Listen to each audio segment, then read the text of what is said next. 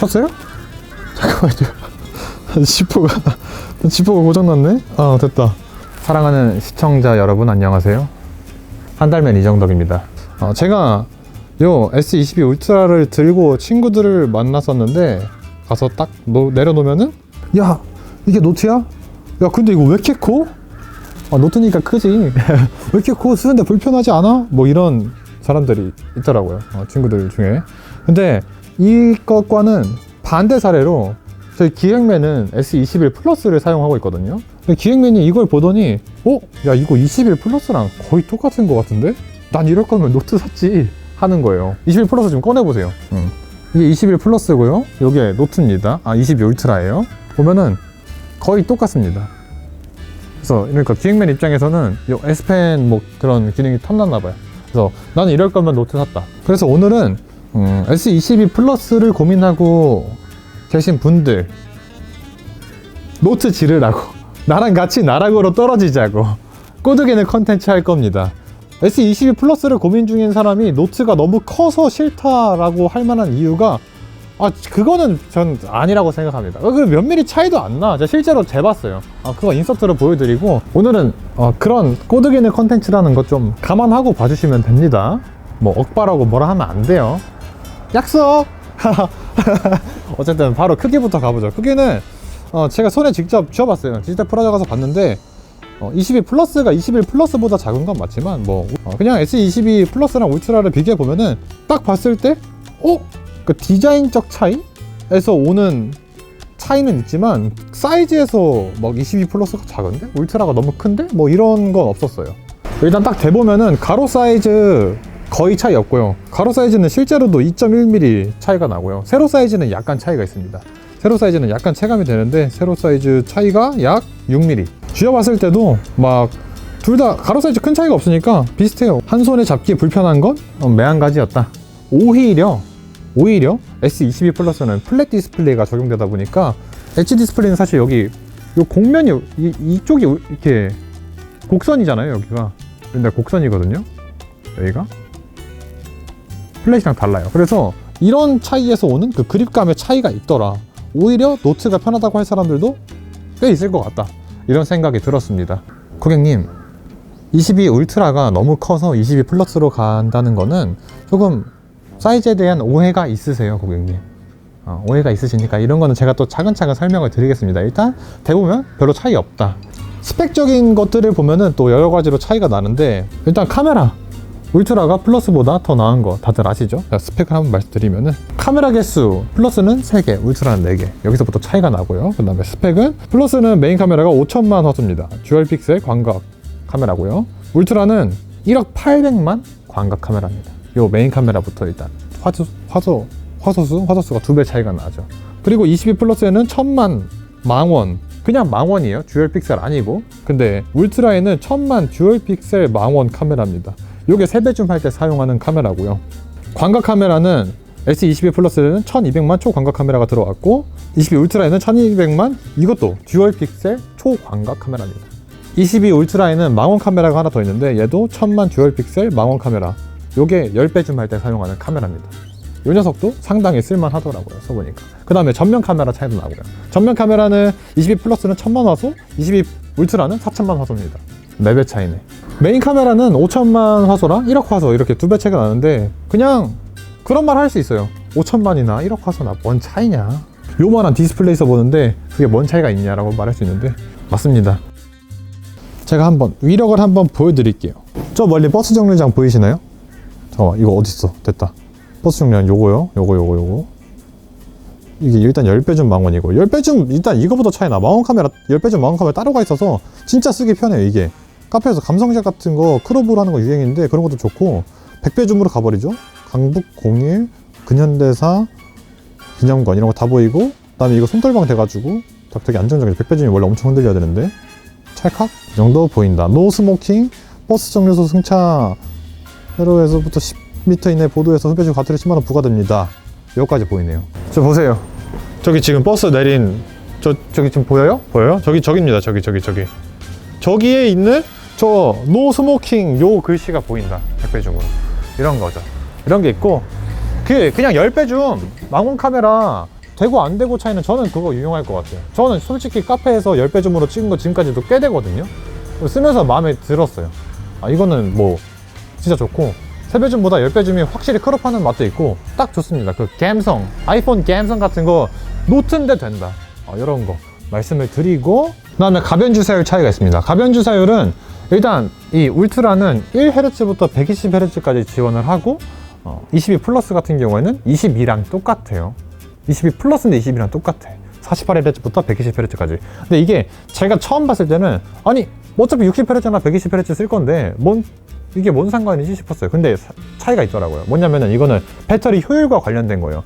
굳이 120Hz로 볼 필요 없고 굳이 48Hz로 볼 필요가 없는 화면을 S22 플러스는 그렇게 하지 못하지만 이 울트라는 그거보다 더 낮은 주사율로 화면을 쏴주면서 배터리를 절약할 수 있다.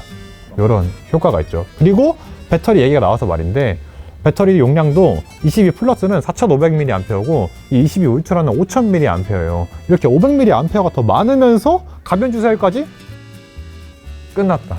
이거 22 플러스는 핸드폰 꺼져서 비빌될 때 울트라는 핸드폰 한참 남아갖고 아직도 동영상 촬영하고 할 수 있다는 거. 그런 겁니다. 화질은 22랑 22 플러스는 자꾸 22 플러스는 22랑 묶이는 게 많아요.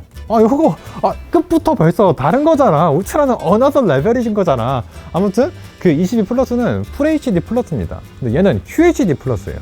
뭐 이 조그만 거에서 FHD, QHD 차이가 뭐가 있겠냐 싶이 말하는 사람 또 있겠지만 아무튼 다름.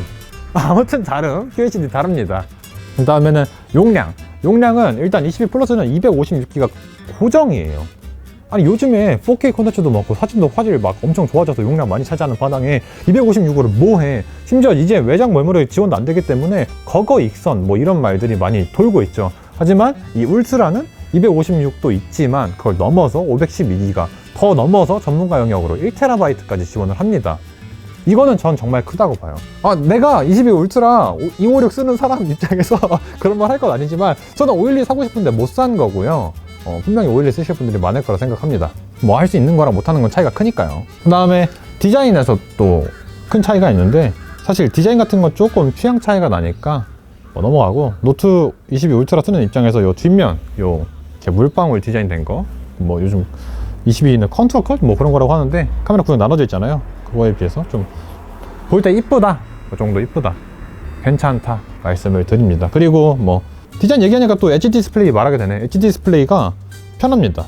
여기다가 뭐 이렇게 이거는 화면 고정하거나 캡처할 때 구형 나눠서 할 수 있고 편하게 하는 거고, 넘어가서 이거 기획 맨놈이랑 전화할 수 있게 자주 쓰는 연락처도 등록할 수 있고, 뭐 최근에 사용했던 앱 들어가 있을 수 있고, 여기 제가 자주 사용하고 싶은 앱 넣어두면은 사실 막 유튜브 보다가 카메라 앱을 켜거나 뭐 다른 거 보고 싶어, 나 주식 보고 싶어 하는데 그러면 굳이 홈키 눌러서 가거나 최근 사용한 앱 열어서 가야 되는데, 그게 아니라 다른 앱을 실행 중에 있어도 엣지 디스플레이를 열어가지고 이렇게 바로 실행해 버릴 수 있는 거, 뭐 실용적인 그런 기능이다.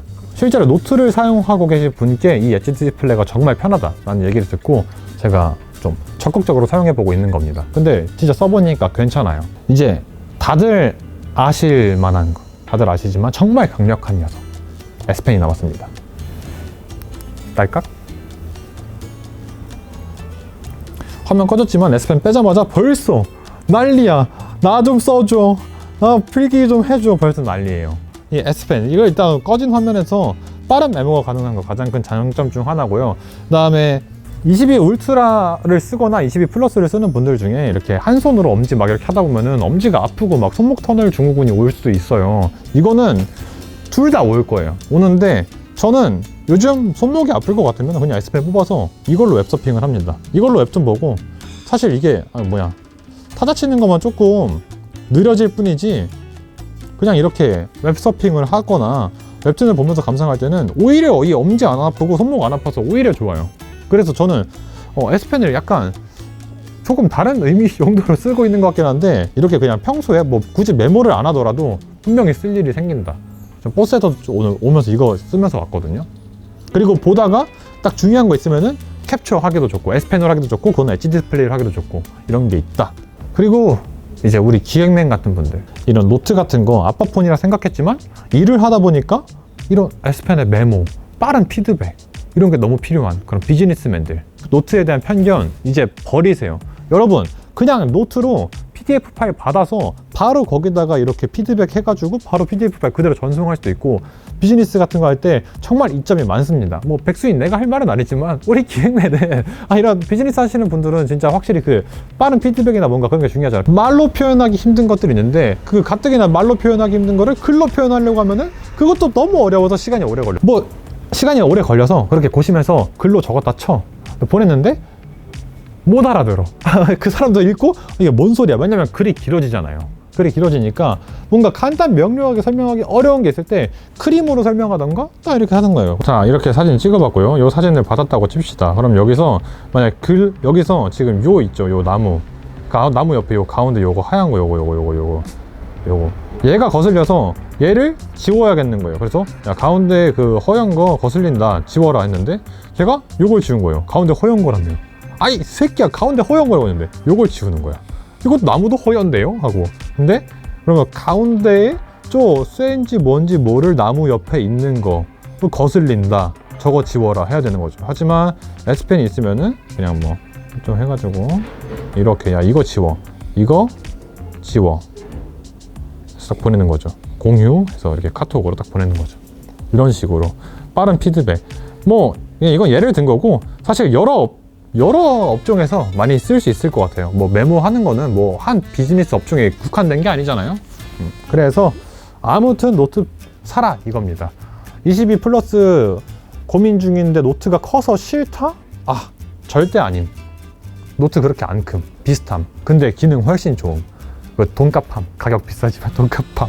아, 따라오세요. 특히 1테라 추천합니다. 네, 이렇게 오늘 그냥 한번 같이 나랑 울트라 나락으로 가자 컨텐츠 한번 해본 거고요.